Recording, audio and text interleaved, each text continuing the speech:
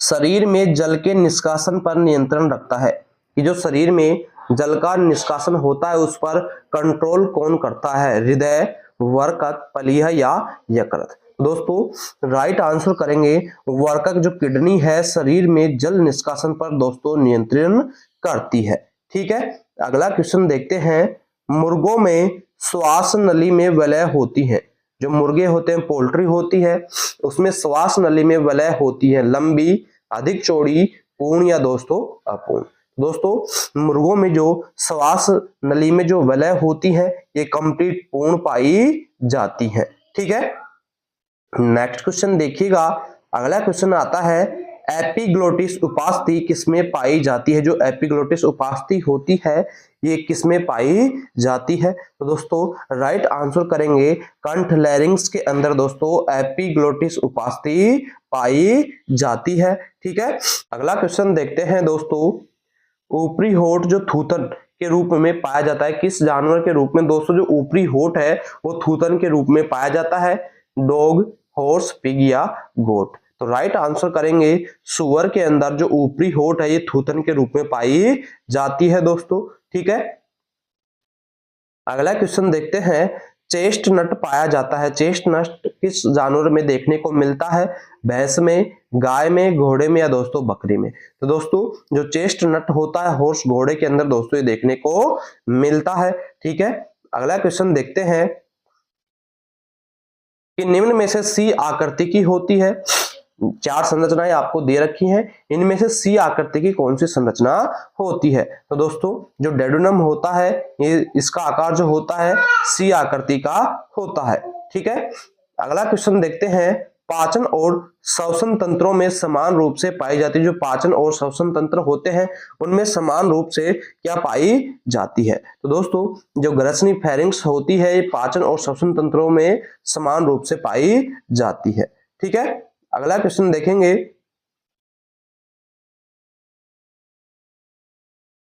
Slats of Langerhans पाए जाते हैं।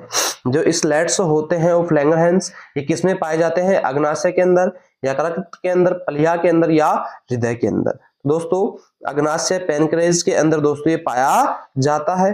ठीक है, नेक्स्ट क्वेश्चन देखेंगे।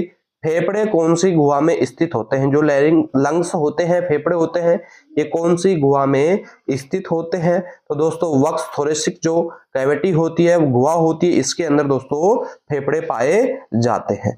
ठीक है, नेक्स्ट क्वेश्चन देखेंगे। क्लोइका पाई जाती है। तो दोस्तों जो क्लोइका होती है किसके अंदर पाई जाती है? मुर्गे में दोस्तों क्लोइका पाई जाती है, चिकन के अंदर।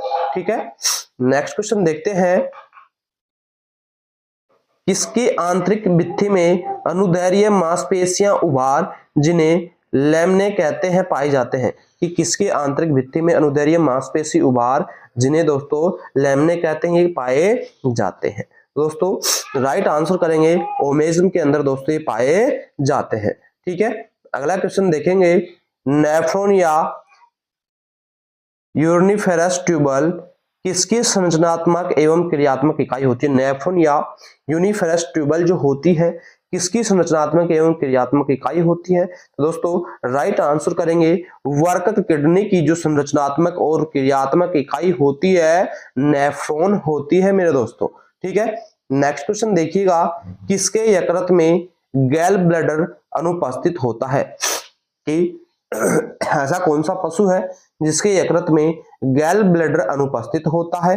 दोस्तों राइट आंसर करेंगे हॉर्स, घोड़े के अंदर दोस्तों गैल ब्लैडर अनुपस्थित होता है। ठीक है, अगला क्वेश्चन आता है। पशुओं में प्रोटीन उपापचय का अंतिम उत्पाद क्या होता है? जो पशु होते हैं उनमें जो प्रोटीन का उपापचय का अंतिम प्रोडक्ट होता है, उत्पाद होता है, वो क्या होता है? दोस्तों प्रोटीन का जो पशुओं में अंतिम उपापचय उत्पाद होता है वो नाइट्रोजन होता है। ठीक है, अगला क्वेश्चन देखेंगे। वर्कक की संरचना का अध्ययन कहलाता है। जो वर्कक की संरचना होती है उसका अध्ययन करना क्या कहलाता है दोस्तों? तो नेफ्रोलॉजी दोस्तों इसको बोला जाता है, यानी वर्कक की किडनी की संरचना का अध्ययन करना नेफ्रोलॉजी कहलाता है। ठीक है, अगला क्वेश्चन देखेंगे। अपशिष्ट पदार्थों के चयनात्मक अवशोषण की जगह कौन सी है? जो अपशिष्ट पदार्थ है उनके चयनात्मक अवशोषण की जगह कौन सी होती है? तो दोस्तों वर्कक जो किडनी होती है ये अपशिष्ट पदार्थों की चयनात्मक अवशोषण की जगह होती है मेरे दोस्तों। ठीक है, अगला क्वेश्चन देखेंगे, ऊपरी श्वसन तंत्र में O2 या CO2 की मात्रा किसी काम में नहीं आती है। कि ऊपरी श्वसन में जो ऑक्सीजन और CO2 है की मात्रा को किसी काम में नहीं आती है। किसके अंदर दोस्तों किसी काम में नहीं आती है? दोस्तों जो मृत आयतन डेड वॉल्यूम होता है इसके अंदर O2 और CO2 की मात्रा किसी के भी काम में नहीं आती है मेरे दोस्तों। ठीक है, अगला क्वेश्चन देखेंगे, फेफड़े की जैविक क्षमता में शामिल नहीं है। जो फेफड़े की जैविक क्षमता होती है इसमें क्या चीज शामिल नहीं होता है? जो शेष आयतन होता है फेफड़े की जैविक क्षमता में दोस्तों ये शामिल नहीं होता है। ठीक है, अगला क्वेश्चन देखेंगे, CO2 का अधिकांशतः परिवहन का माध्यम कौन सा होता है? जो CO2 होता है इसका अधिकांशतः परिवहन का माध्यम कौन सा होता है? बाइकार्बोनेट आयनों के रूप में दोस्तों CO2 का परिवहन किया जाता है। ठीक है, अगला क्वेश्चन देखेंगे, बाह्य नासा छिद्रों की आकृति बनाती है। जो बाह्य नासा छिद्र होते हैं इनकी आकृति कौन बनाती है? तो दोस्तों एलआर उपस्थिति जो उपास्थि होती है, एलआर कार्टिलेज, तो दोस्तों ये बाह्य नासा छिद्रों की आकृति बनाने में सहायक होती है।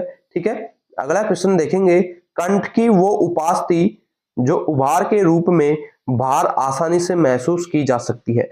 कि कंठ की वो उपास्थि जो उभार के रूप में बाहर आसानी से महसूस की जा सकती है, कौन सी उपास्थि होती है मेरे दोस्तों? तो राइट आंसर करेंगे दोस्तों थायराइड जो उपास्थि होती है ये बाहर महसूस की जा सकती है। ठीक है, अगला क्वेश्चन देखते हैं, क्यूनिफॉर्म उपास्थि उपस्थित होती है। जो क्यूनिफॉर्म कार्टिलेज होती है ये किसके अंदर दोस्तों उपस्थित होती है? तो राइट आंसर करेंगे कुत्ते में दोस्तों ये क्यूनिफॉर्म उपास्थि उपस्थित होती है। ठीक है, अगला क्वेश्चन देखेंगे, बलपूर्वक बहिर्श्वसन के बाद फेफड़ों में शेष वायु की मात्रा का आयतन क्या कहलाता है? कि बलपूर्वक बहिर्श्वसन के बाद में फेफड़ों में जो शेष वायु की मात्रा बच जाती है तो वो क्या कहलाती है? तो दोस्तों उसे बोला जाता है शेष आयतन। ठीक है, क्या बोलेंगे? यानी आप बलपूर्वक बहिर्श्वसन कर रहे हैं, श्वास बाहर निकाल रहे हैं तो दोस्तों उसके बाद में फेफड़ों में जो वायु बच गई है उसे क्या बोलते हैं? शेष आयतन उसे बोला जाता है। ठीक है, अगला क्वेश्चन है, जठर रस की पीएच लगभग कितनी होती है? दोस्तों जठर रस की पीएच लगभग 2 के समान 2 के बराबर होती है। ठीक है, अगला क्वेश्चन देखेंगे, भोजन में मौजूद वसा का पाचन निम्न भाग में होता है। कि जो भोजन के अंदर वसा उपस्थित है तो उसका पाचन किस भाग में होता है? तो दोस्तों छोटी आंत स्मॉल इंटेस्टाइन जो होती है इसके अंदर दोस्तों वसा का पाचन किया जाता है। ठीक है, अगला क्वेश्चन देखते हैं, मार्गोप्लिकट्स नामक संरचना निम्न में पाई जाती है। तो दोस्तों ये जो संरचना होती है हॉर्स घोड़े के अंदर मेरे दोस्तों पाई जाती है। ठीक है, अगला क्वेश्चन देखते हैं, छोटी आंत में मौजूद संरचना है, इनमें से छोटी आंत में कौन सी संरचना उपस्थित होती है? दोस्तों राइट आंसर करेंगे गोल ब्लैडर जो कोशिकाएं होती हैं ये छोटी आंत के अंदर दोस्तों उपस्थित होती है। ठीक है, अगला क्वेश्चन देखेंगे, ब्रूनर्स ग्रंथि निम्न भाग में उपस्थित होती है।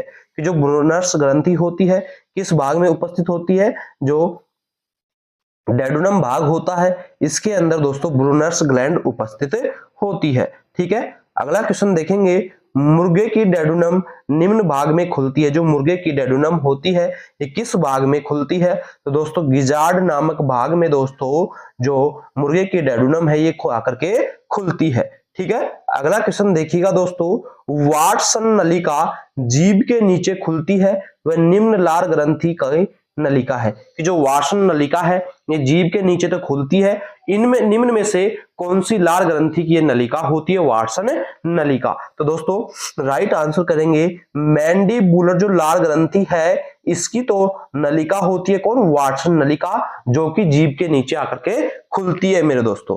ठीक है, अगला क्वेश्चन देखेंगे, यकृत में मौजूद लिगामेंट्सों की संख्या कितनी है, यानी जो यकृत है आपका उसमें कितने लिगामेंट्स उपस्थित होते हैं। तो दोस्तों राइट आंसर करेंगे 4 लिगामेंट्स दोस्तों यकृत में उपस्थित होते हैं। ठीक है, अगला क्वेश्चन देखिएगा, घोड़े में यह अग्नाशय का आकार होता है। तो दोस्तों घोड़े का जो अग्नाशय होता है वो त्रिकोणाकार का होता है मेरे दोस्तों, त्रिभुज के आकार का होता है। ठीक है, अगला क्वेश्चन देखेंगे, नाशपाती के आकार की संरचना जो यकृत की विसरण सतह पर होती है क्या कहलाती है, कि एक नाशपाती की आकार की संरचना होती है जो कि यकृत की जो विसरण सतह होती है वहां पर उपस्थित होती है। तो दोस्तों उसे क्या बोला जाता है, पित्ताशय बोला जाता है, गाल ब्लैडर बोला जाता है, जो कि घोड़े के अंदर अनुपस्थित होता है मेरे दोस्तों। अगला क्वेश्चन देखेंगे, आरबीसी का संग्रहण व कब्रिस्तान कहलाता है। आरबीसी का संग्रहण व कब्रिस्तान कौन कहलाता है, स्प्लीन प्लीहा दोस्तों कहलाता है। ठीक है, अगला क्वेश्चन देखेंगे, नलिकाविहीन शरीर की सबसे बड़ी ग्रंथि कौन सी होती है। नलिकाविहीन शरीर की सबसे बड़ी ग्रंथि दोस्तों राइट आंसर करेंगे प्लीहा, जो स्प्लीन होती है नलिकाविहीन शरीर की सबसे बड़ी ग्रंथि के रूप में जानी जाती है। ठीक है, अगला क्वेश्चन देखते हैं, जीव की निम्न पैपेली में सर्वाधिक स्वाद कलिकाएं उपस्थित होती हैं, कि जीव की कौन सी पैपेली होती है जिसके अंदर सर्वाधिक स्वाद कलिकाएं उपस्थित होती हैं। तो दोस्तों राइट आंसर करेंगे फंजीफोरम जो पैपेली होती है इसके अंदर दोस्तों सर्वाधिक स्वाद कलिकाएं उपस्थित होती है मेरे दोस्तों। अगला क्वेश्चन देखेंगे, दांतों की आगे व पीछे की सतह बनाने वाली संरचना कौन सी होती है। दांतों की जो आगे और पीछे की संरचना बनाती है कौन सी संरचना बनाती है, तो दोस्तों डेंटिव पैपेलाई जो होती है ये दांतों की आगे और पीछे की सतह बनाने का कार्य करती है मेरे दोस्तों। अगला क्वेश्चन देखिएगा, उदर गुहा में पाई जाने वाली झिल्ली कौन सी होती है। तो दोस्तों उदर गुहा में पाई जाती है पेरोटेनियम भी पाई जाती है, ओमेंटम भी पाई जाती है और मिसेंट्रम, ये तीनों की तीनों जो झिल्लियां होती है उदर गुहा में दोस्तों पाई जाती है। ऑल ऑफ दीज सभी दोस्तों राइट आंसर करेंगे। ठीक है, अगला क्वेश्चन देखिएगा दोस्तों, मुर्गे में क्रोप निम्न अंग का विस्तार है।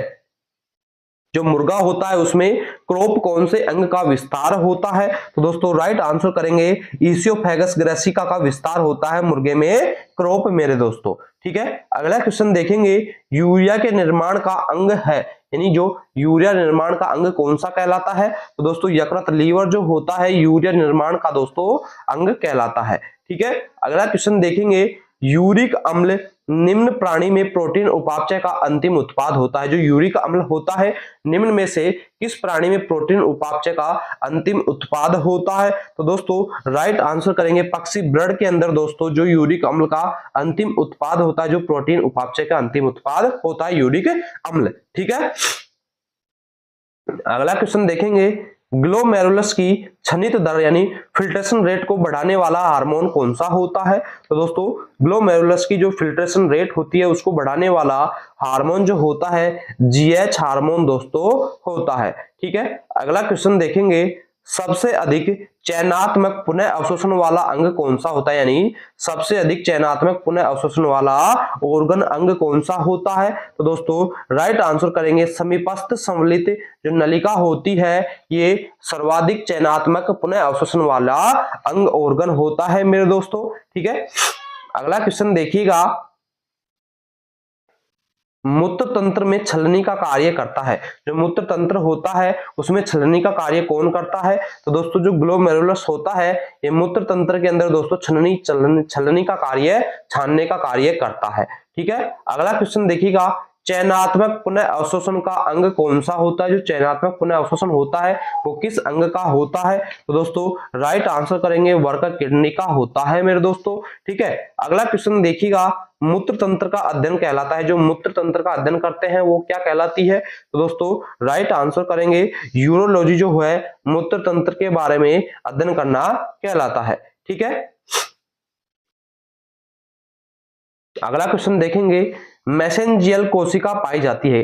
जो मैसेंजियल कोशिका होती है ये ग्लोमेरुलस में दोस्तों पाई जाती है। ठीक है, अगला क्वेश्चन देखेंगे, घोड़े का मूत्र होता है। जो घोड़े का मूत्र होता है, पेशाब होता है, वो कैसा होता है? तो दोस्तों राइट आंसर करेंगे पानी जैसा पतला होता है, गदला होता है और भूरे रंग का होता है। तीनों के तीनों जो लक्षण होते हैं घोड़े के मूत्र के होते हैं। ऑल ऑफ दीज उपरोक्त सभी राइट आंसर करेंगे दोस्तों। ठीक है, अगला क्वेश्चन देखेंगे, मूत्राशय अनुपस्थित होता है। मूत्राशय किसके अंदर अनुपस्थित होगा? मुर्गे में, चिकन के अंदर दोस्तों मूत्राशय अनुपस्थित होता है। ठीक है, अगला क्वेश्चन देखिएगा दोस्तों, कुत्ते में मूत्र की पीएच होती है, जो कुत्ता होता है उसमें जो मूत्र की पीएच होती है वो कैसी होती है दोस्तों? अम्लीय एसिडिक पीएच होता है उसके पेशाब का। ठीक है, अगला क्वेश्चन आता है दोस्तों, कैल्शियम व फॉस्फेट लवणों के उत्सर्जन को बढ़ाता है। कि जो कैल्शियम और फॉस्फेट के लवण होते हैं इनको उत्सर्जन का बढ़ाने का कार्य कौन करता है? पैराथायराइड जो ग्रंथि होती है दोस्तों, ये उनके उत्सर्जन को बढ़ाने का कार्य करती है। ठीक है, अगला क्वेश्चन देखिएगा,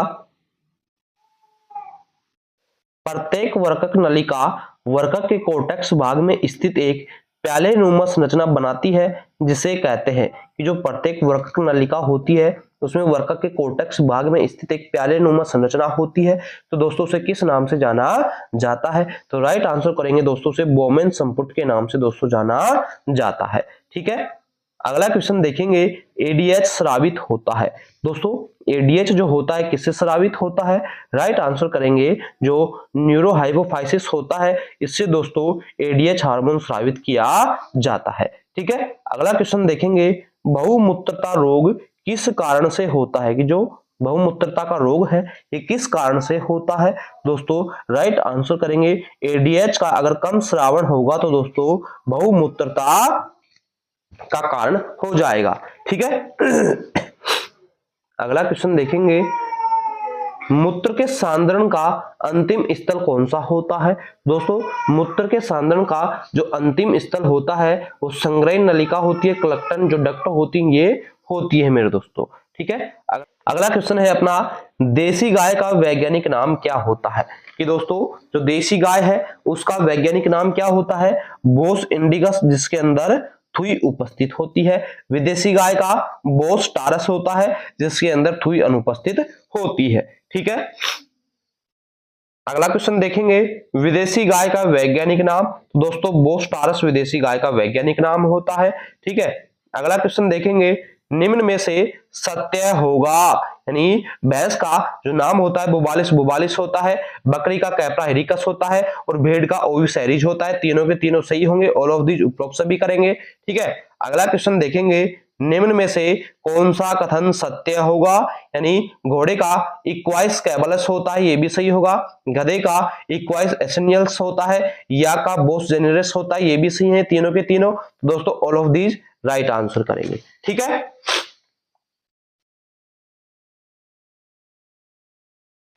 अगला क्वेश्चन देखिएगा, निम्न में से कौन सा कथन सत्य होगा? यानी मिथुन ब्रोस फ्रंटलिस, ये भी सही होगा दोस्तों। कुत्ता कैनिस फेमिलियरिस, ये भी सही होता है। बिल्ली फेलिस डोमेस्टिकस, ये भी सही होगा।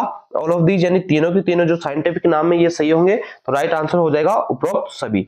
ठीक है, अगला क्वेश्चन देखेंगे, सुअर का वैज्ञानिक नाम क्या होता है? जो सुअर होता है पिग का वैज्ञानिक नाम क्या होता है? दोस्तों राइट आंसर करेंगे, सुस डोमेस्टिकस जो होता है ये सुअर का वैज्ञानिक नाम होता है मेरे दोस्तों। ठीक है, अगला क्वेश्चन देखिएगा, निम्न में से सत्य कथन है। तो दोस्तों इनके अंदर से आपको सत्य कथन छांटना है कि भारत में 2 कुबड़ वाले ऊंट लद्दाख क्षेत्र में पाए जाते हैं, एकदम सही है।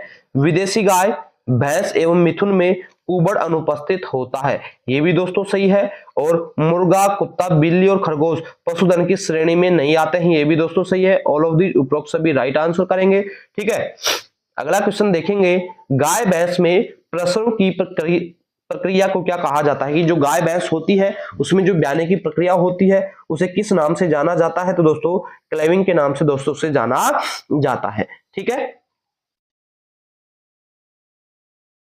अगला क्वेश्चन देखेंगे,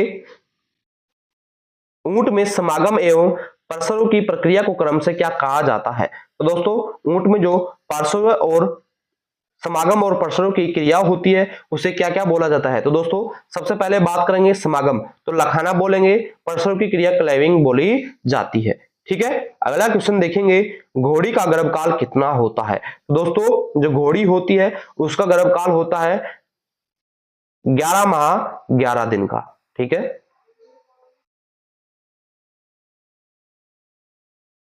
और जो आपकी भैंस होती है उसका जो गर्भकाल होता है 10 माह 10 दिन का होता है, गाय का होता है 9 माह 9 दिन का, और ऊंटनी जो होती है उसका होता है 13 माह 13 दिन का। ठीक है, अगला क्वेश्चन देखेंगे, निम्न में से असत्य कथन होगा। तो दोस्तों गाय का तो होता है 9 माह 9 दिन का होता है। ठीक है, भैंस का जो होता है गर्भकाल ये होता है 10 माह 10 दिन का होता है। ठीक है, और बकरी का जो होता है जो 5 माह 5 दिन का होता है। भेड़ का दोस्तों इसमें गलत हो जाएगा, क्योंकि दोस्तों भेड़ का जो होता है गर्भकाल 5 माह -5 दिन होता है। ठीक है, अगला क्वेश्चन देखेंगे, निम्न में से असत्य कथन को छांटिएगा। तो दोस्तों असत्य कथन की छटनी करनी है अपने को। सूर्य का गर्भकाल 3 माह +3 दिन यानी 3 सप्ताह का होता है। ठीक है, ऊँटनी का जो गर्भकाल होता है 390 दिनों का होता है। ठीक है, कुतिया बिल्ली का गर्भकाल होता है जो 62 दिन का होता है, और खरगोश का जो गर्भकाल होगा दोस्तों 62 दिन का नहीं होता। ये रॉन्ग आंसर हो जाएगा इसमें। ठीक है, अगला क्वेश्चन देखेंगे, निम्न में से सत्य कथन कौन सा होगा। ठीक है, तो दोस्तों देखते हैं, एक तरफ तो आपको एनिमल दे रखे हैं, मीट दे रखे हैं, और उनका ड्रेसिंग प्रतिशत दे रखा है। तो भैंस का जो मीट होता है वो काराबी बफेन होता है, ड्रेसिंग परसेंट 57% होता है, ये भी सही है। पोल्ट्री को मांस को चिकन बोलते हैं और ड्रेसिंग परसेंट 65 से 70% होता है। सुअर के मांस को पोर्क बोला जाता है और ड्रेसिंग 72% होता है। ऑल ऑफ दी उपरोक्त सभी इसमें सही होंगे मेरे दोस्तों। ठीक है, अगला क्वेश्चन है, निम्न में से असत्य कथन कौन सा होगा। ठीक है, गाय होती है, गाय का जो एडल्ट मेल होता है वयस्क नर उसे बुल बोला जाता है, और वयस्क मादा को काऊ बोला जाता है। भेड़ होती है, भेड़ के वयस्क नर को रैम बोलते हैं, और दोस्तों वयस्क मादा को ईव बोलते हैं। बकरी होती है, बकरी का जो नर होता है वयस्क नर बक बोलते हैं, और दोस्तों मादा को दोस्तों नैनी बोलते हैं। और ऑप्शन नंबर डी इसमें रॉन्ग हो जाएगा। ठीक है, अगला क्वेश्चन देखेंगे, निम्न में से असत्य कथन कौन सा होगा। तो दोस्तों असत्य कथन की टिप्पणी करनी है। घोड़ा, घोड़े का नवजात फोल कहलाता है, और जवान नर जो होता है कोल्ट कहलाता है, और जवान जो मादा होती है फिल्ली कहलाती है। ऊंट होती है, ऊंट का दोस्तों जवान नर टोडा और जवान मादा टोडी कहलाती है। बिल्ली जो होती है दोस्तों इसको पप नहीं बोला जाता है, इसके ये इसमें रॉन्ग हो जाएगा। कुत्ते के बच्चे को पप पपीज बोला जाता है। ठीक है, अगला क्वेश्चन देखेंगे, निम्न में से असत्य कथन कौन सा होगा। इनमें से दोस्तों असत्य कथन की छटनी करनी है आपको। ठीक है, घोड़ी, घोड़ी के समूह को पैक बोलते हैं और घर को स्टेबल बोला जाता है। ऊंट का जो समूह होता है उसे टोला बोलते हैं और घर को दोस्तों कैम्प बोला जाता है। कुत्ता जो होता है कुत्ते के समूह को दोस्तों कैनल और घर को भी कैनल। ऑप्शन नंबर डी इसमें रॉन्ग हो जाएगा। ठीक है, अगला क्वेश्चन है दोस्तों, निम्न में से असत्य कथन कौन सा होगा। तो दोस्तों गाय का जो मेल होता है स्टेरिलाइज्ड उसे बुल को स्टीर बोला जाता है और मादा को स्पाइड बोला जाता है। भेड़ बकरी की बात करें तो दोस्तों मेल को विडर या विदर बोलते हैं और मादा को स्पाइड बोलते हैं। सुअर के अंदर होग, ब्रो या स्टैग बोलते हैं और मादा को स्पेड बोलते हैं। घोड़ी इसमें दोस्तों ये गलत हो जाएगा क्योंकि मादा को तो दोस्तों स्पाइड बोलेंगे और नर को दोस्तों ग्लैड बोला जाता है। ठीक है, अगला क्वेश्चन देखेंगे, बोझा ढोने के लिए बदिया किया गया बैल क्या कहलाता है। जो बोझा ढोने के लिए जो बैल होता है जो बदियाकरण किया जाता है उसे क्या बोला जाता है। तो दोस्तों बुलकोक उसके नाम से दोस्तों उसे जाना जाता है। ठीक है, अगला क्वेश्चन देखेंगे, भारत में जानवरों एवं मुर्गियों की नस्लों का पंजीकरण नामक संस्थान करती है उसका मुख्यालय कहां पर स्थित है। कि जो भारत में जानवरों और मुर्गियों की नस्लों का पंजीकरण कौन सी संस्था करती है और उसका मुख्यालय कहां पर स्थित है मेरे दोस्तों। तो राइट आंसर करेंगे करनाल के अंदर दोस्तों इसका मुख्यालय स्थित है मेरे दोस्तों। ठीक है, अगला क्वेश्चन देखेंगे, मुर्रा ग्रुप की भैंस की नस्लों का उदाहरण कौन सा होता है। जो मुर्रा ग्रुप की नस्लें हैं भैंस की तो उनका उदाहरण कौन कौन सा होता है। ठीक है दोस्तों, मुर्रा, नीली रावी, गोदावरी और कुंडी ये सभी दोस्तों मुर्रा नस्ल की ग्रुप की जो भैंसें होती है। ठीक है, अगला क्वेश्चन देखेंगे, जलेबी नुमा सींग एवं जेट ब्लैक कलर की भैंस की नस्ल खालिस्तान का होता है, किस भैंस का होता है? तो दोस्तों मुर्रा जो नस्ल की भैंस होती है, इसके जो सींग होते हैं जलेबी नुमा होते हैं, ठीक है, काला स्याह यानी जेड ब्लैक जैसा इसका कलर रंग होता है, ठीक है। अगला क्वेश्चन देखेंगे, भेड़ में फुल माउथ कंडीशन की उम्र क्या होती है? जो भेड़ होती है उसमें फुल माउथ कंडीशन की उम्र कौन सी होती है? तो दोस्तों लगभग 4 वर्ष की उम्र में जो भेड़ होती है ये फुल माउथ की कंडीशन में आ जाती है मेरे दोस्तों, ठीक है। अगला क्वेश्चन देखिएगा, गाय भैंस या बकरी जो होती है ये फुल माउथ कंडीशन की क्या उम्र होती है? दोस्तों ये होती है 5 वर्ष की उम्र में फुल माउथ कंडीशन हो जाती है मेरे दोस्तों। अगला क्वेश्चन देखिएगा, ऊंट में फुल माउथ कंडीशन की उम्र क्या होती है? जो ऊंट होता है इसमें जो फुल माउथ कंडीशन की उम्र होती है वो 7 वर्ष की होती है मेरे दोस्तों, ठीक है। अगला क्वेश्चन देखिएगा, निम्न में से सत्य कथन है? तो दोस्तों निम्न में से आपको राइट स्टेटमेंट के बारे में छटनी करनी है। तो सबसे पहले देखते हैं, प्री मोलर एवं मोलर दांतों को चिक टीथ बोला जाता है, एकदम सही होगा। डेंटल स्टार एवं गलवाइने ग्रोव घोड़े के इंसाइजर दांतों से संबंधित होते हैं, ये भी सही है। वोल्फ टीथ ऊंट में पाए जाते हैं, ये भी सही है, यानी तीनों के तीनों स्टेटमेंट राइट होंगे, ठीक है। अगला क्वेश्चन देखेंगे, भेड़ बकरी एवं बछड़ों में सबसे ज्यादा उपयोग में लिया जाने वाला पहचान का तरीका क्या होता है? तो दोस्तों गोदना जो होता है भेड़ बकरी एवं बछड़ों में दोस्तों पहचान करने का सबसे अच्छा तरीका होता है मेरे दोस्तों। अगला क्वेश्चन देखेंगे, बड़े जानवरों जैसे गाय भैंस घोड़ा ऊंट में सबसे ज्यादा काम में लिया जाने वाला पहचान का स्थायी तरीका कौन सा होता है? तो दोस्तों ब्रांडिंग करना दोस्तों बड़े जानवरों में पहचान करने का सबसे अच्छा स्थायी तरीका होता है, ठीक है। अगला क्वेश्चन देखेंगे, सुअर में सबसे ज्यादा उपयोग में आने वाला पहचान का स्थायी तरीका कौन सा होता है? तो दोस्तों राइट आंसर करेंगे, कान नोचिंग करना यानी ईयर नोचिंग करना सुअर में पहचान करने का सबसे अच्छा स्थायी तरीका माना जाता है। अगला क्वेश्चन देखेंगे, डेयरी जानवरों में दुग्ध दोहन की सर्वोत्तम विधि कौन सी होती है? जो डेयरी जानवर होते हैं इनमें जो दुग्ध दोहन की सर्वोत्तम सबसे अच्छी विधि कौन सी होती है? पूर्ण अस्त विधि यानी फुल हैंड जो मेथड विधि होती है, ये डेयरी जानवरों में सबसे अच्छी दुग्ध दोहने की विधि होती है मेरे दोस्तों। अगला क्वेश्चन देखेंगे, बछड़े में वीनिंग की उम्र कितनी होती है? तो दोस्तों जो बछड़ा होता है उसमें वीनिंग की उम्र कितनी होती है? तो राइट आंसर करेंगे 90 दिन के बछड़े को उसकी मां से अलग कर देना चाहिए मेरे दोस्तों। अगला क्वेश्चन देखिएगा, बधियाकरण के बारे में सत्य कथन कौन सा होगा? तो दोस्तों बधियाकरण के बारे में राइट स्टेटमेंट आपको छांटना है कि नर जानवरों में शुक्राणु जनन को बंद करने की विधि दोस्तों कास्ट्रेशन कहलाती है। उत्तेजित जानवरों को शांत करने के लिए ताकि बोझा ढोने के काम में लिया जा सके, इसीलिए दोस्तों उसका बधियाकरण किया जाता है। और मांस उत्पादन को बढ़ाने के लिए, तीनों को तीनों स्टेटमेंट सही होंगे, राइट आंसर हो जाएगा ऑल ऑफ दीज, ठीक है। अगला क्वेश्चन देखेंगे, बछड़ों में सींग रोदन की उम्र क्या होती है? जो बछड़े होते हैं उनमें सींग रोदन की उम्र क्या होती है दोस्तों? 10 दिन से पहले उनमें सींग रोदन कर देना चाहिए, ठीक है। अगला क्वेश्चन देखेंगे, गाय भैंस ऊंटनी में थनों की संख्या प्रत्येक में टीट कैनाल की संख्या क्रमशः कितनी होती है? ठीक है, तो दोस्तों गाय और भैंस व ऊंटनी में थनों की जो संख्या होती है वो तो कितनी होती है मेरे दोस्तों?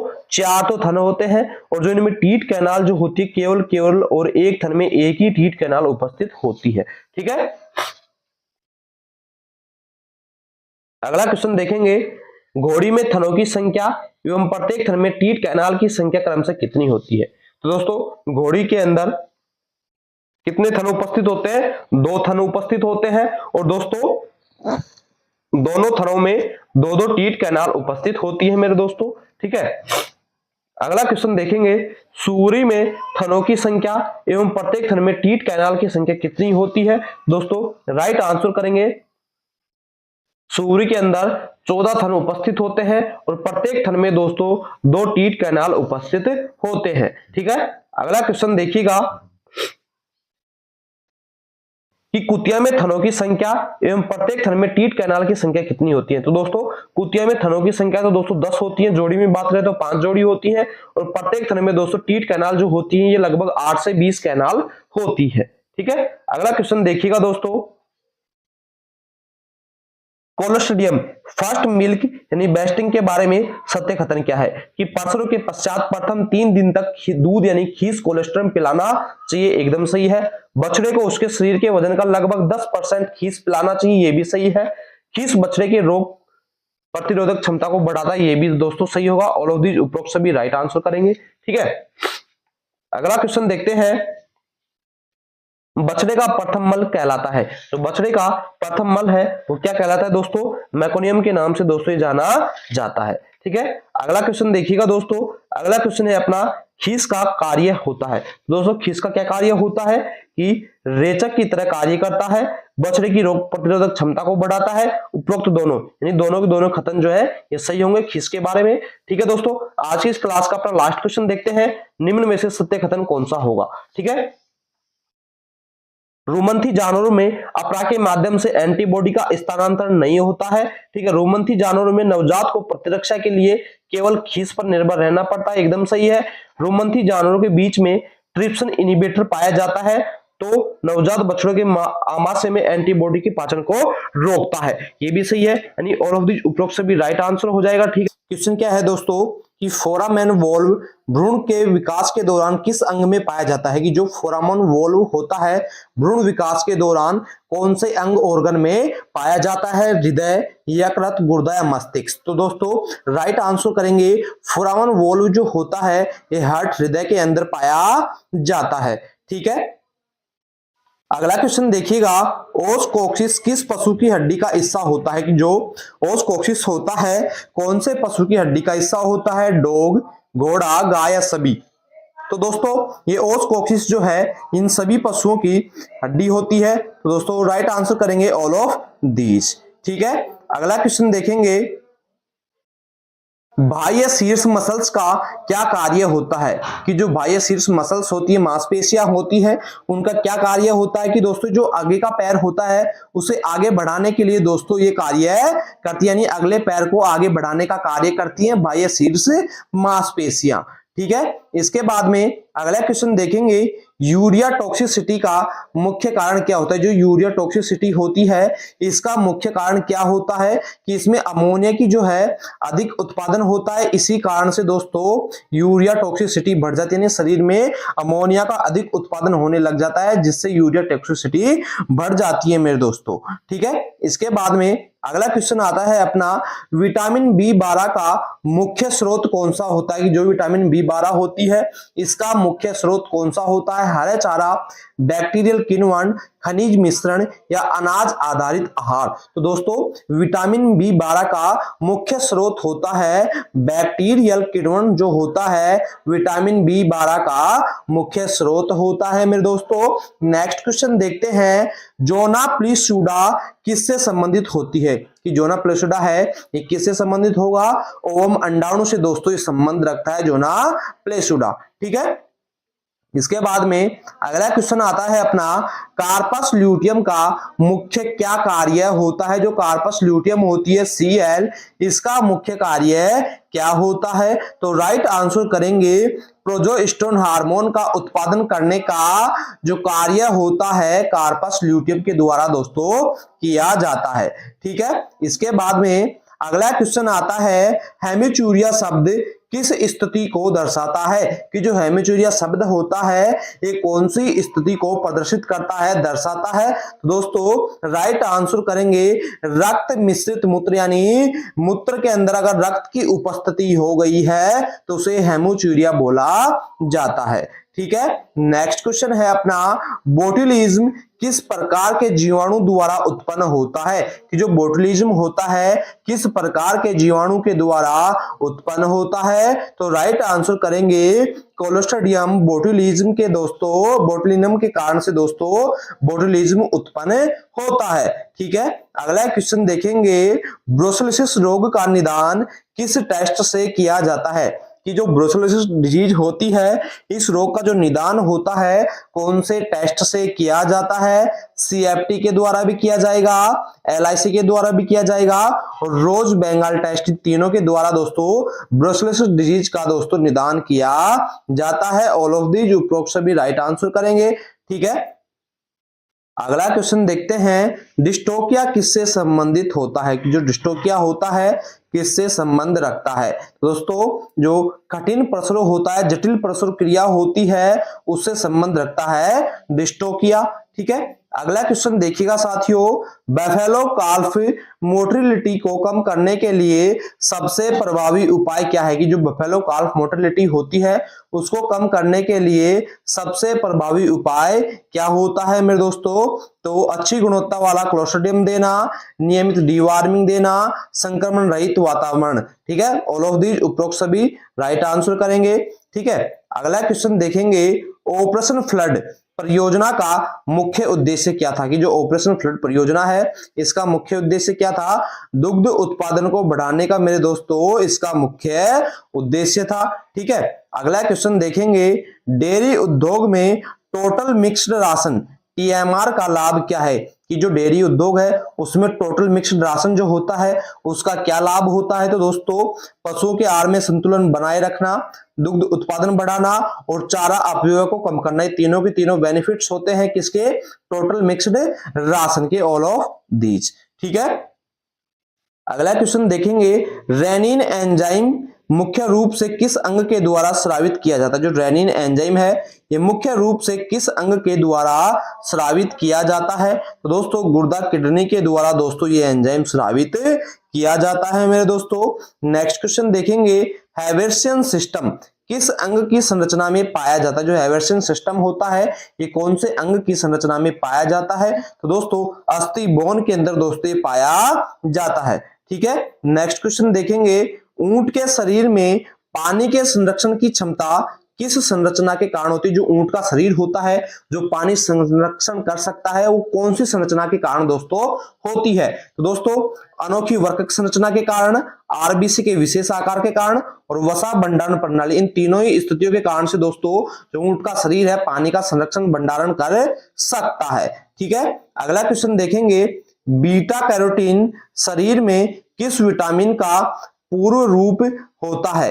जो बीटा कैरोटीन होता है शरीर में किस विटामिन का पूर्व रूप होता है, विटामिन ए, डी, ई या के। तो दोस्तों राइट आंसर करेंगे, विटामिन ए का पूर्व रूप होता है बीटा कैरोटीन। ठीक है, अगला क्वेश्चन देखेंगे, जिंक की कमी से पशुओं में कौन सा रोग होता है। तो जिंक की कमी हो जाएगी तो पशुओं में कौन सा बीमारी या रोग देखने को मिलते हैं, त्वचा की समस्याएं देख। ठीक है, जो त्वचा से संबंधित बीमारी होती है पशुओं में जिंक की कमी से होती है मेरे दोस्तों।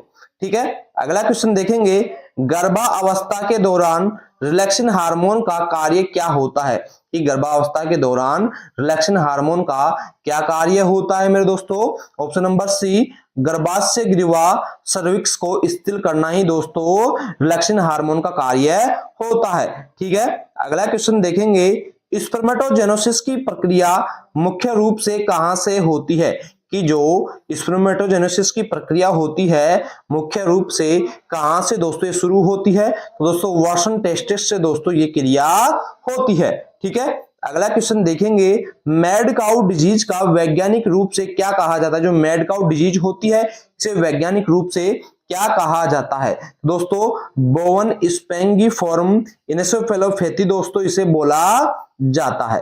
ठीक है, अगला क्वेश्चन देखेंगे, लंपी स्किन डिजीज।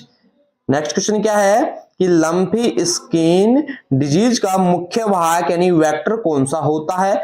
मच्छर, मक्खियां, किलनी या दोस्तों जू। तो दोस्तों टिक्स जो होती हैं लंपी स्किन डिजीज यानी एलएसडी की दोस्तों मुख्य वाहक होती है मेरे दोस्तों। ठीक है, अगला क्वेश्चन देखते हैं, न्यूकैस्टल डिजीज का मुख्य रूप से किस प्रजाति को प्रभावित करता है। न्यूकैस्टल जो डिजीज है ये मुख्य रूप से किस प्रजाति को प्रभावित करता है। दोस्तों राइट आंसर करेंगे, मुर्गियों के अंदर न्यूकैस्टल डिजीज दोस्तों मुख्य रूप से प्रभावित करता है। ठीक है, अगला क्वेश्चन देखिएगा, डेयरी उद्योग में मिल्किंग मशीन के उपयोग से कौन सा लाभ होता है। कि दोस्तों अगर डेयरी उद्योग में अपन मिल्किंग मशीन्स का उपयोग करेंगे तो एक तो दूध निकालने का जो समय होता है उसकी भी बचत होगी, मैस्टिटाइटिस का जोखिम भी कम हो जाएगा और दूध की गुणवत्ता में भी सुधार होगी। यानी तीनों के तीनों बेनिफिट्स होते हैं मिल्किंग मशीन्स के। उपयोग के। ऑल ऑफ दीज उपरोक्त सभी राइट आंसर करेंगे यहाँ पे। अगला क्वेश्चन देखते हैं, हीट डिटेक्शन के लिए सबसे प्रभावी तरीका कौन सा है, कि हीट डिटेक्शन के लिए सबसे प्रभावी तरीका कौन सा होता है। तो दोस्तों एएम-पीएम रूल और प्रोजेस्टेरोन टेस्ट भी होता है, टेलपेंट मेथड, तीनों की तीनों जो होते हैं हीट डिटेक्शन के सभी तरीके होते हैं।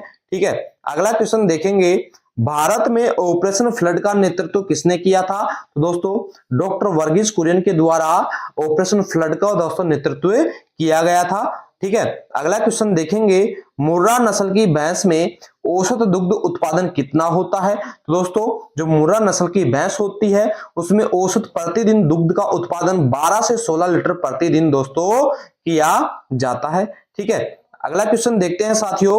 अगला क्वेश्चन है अपना, रूमन में मुख्य गैस उत्पादन किस प्रक्रिया के दौरान होता है। जो रूमन होता है उसमें जो गैस का उत्पादन है किस प्रक्रिया के दौरान होता है। दोस्तों जो किनोन फर्मेंटेशन होता है, किनोन के दौरान रूमन के अंदर गैस उत्पादन की जाती है। ठीक है साथियों, आज की क्लास का अपना लास्ट क्वेश्चन देखते हैं। क्वेश्चन क्या है कि गाय में साइलेंट हीट की समस्या मुख्य कारण क्या हो सकता है, कि जो गाय होती है उसमें जो साइलेंट हीट होती है इस समस्या का मुख्य कारण क्या हो सकता है। तो दोस्तों पोषण की कमी के कारण भी हो सकता है, हार्मोनल असंतुलन के कारण भी, और अत्यधिक दुग्ध उत्पादन के कारण भी दोस्तों जो गाय होती है ये साइलेंट हीट प्रदर्शित कर सकती है। ऑल ऑफ दीज उपरोक्त सभी राइट आंसर करेंगे। तो जो भी साथी भाई वेटनरी से जुड़ी हुई किसी भी वैकेंसी की तैयारी कर रहा है और महत्वपूर्ण क्वेश्चन की क्लासेस पाना चाहता है तो जुड़ा रहे आपके अपने यूट्यूब चैनल के साथ में, श्री श्याम क्लासेस के साथ में। इसी तरीके से आपके कंटिन्यू भी आगे भी दोस्तों क्लासेस मिलती रहेंगी। थैंक यू दोस्तों, धन्यवाद।